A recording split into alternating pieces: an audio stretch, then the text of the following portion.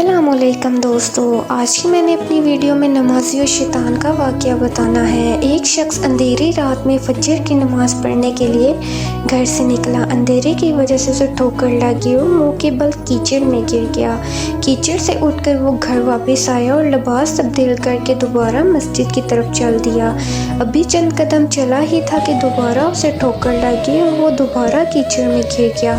कीचड़ से उठकर वो फिर दोबारा अपने घर गया, लिबास बदला और मस्जिद जाने के लिए दोबारा घर से निकला। अपने घर से बाहर निकला तो उसके दरवाजे पर उसे एक शख्स मिला जो अपने हाथ में रोशन चिराग थामे हुए था। चिराग वाला शख्स चुपचाप नमाजी के आगे मस्जिद की तरफ चल दिया। इस मर्तबा चिराग की रोशनी में नमाजी को मस्जिद पहुंचने में किसी भी तकलीफ का सामना नहीं करना पड़ा। वो हैरियत से मस्जिद में पहुंच गया।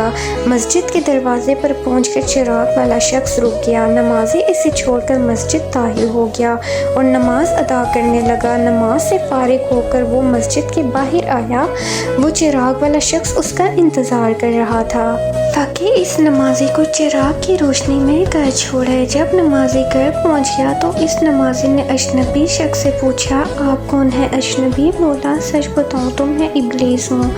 नमाजी की तो हैरत की इंतहा न रही। इस अजनबी की ये बात सुनकर नमाजी सोचने लगा, इब्लीस शैतान कैसे मुझे मस्जिद तक छोड़ सकता है? इसका काम तो लोगों को बहकाना है। तो इस शख्स ने बड़ी हैरत के साथ इब्लीस से पूछा, तुझे तो मेरी नमाज रह जाने पे होश होना चाहिए था, मगर तुम चिराग की रोशनी में मुझे मस्जिद तक छोड़ने आए।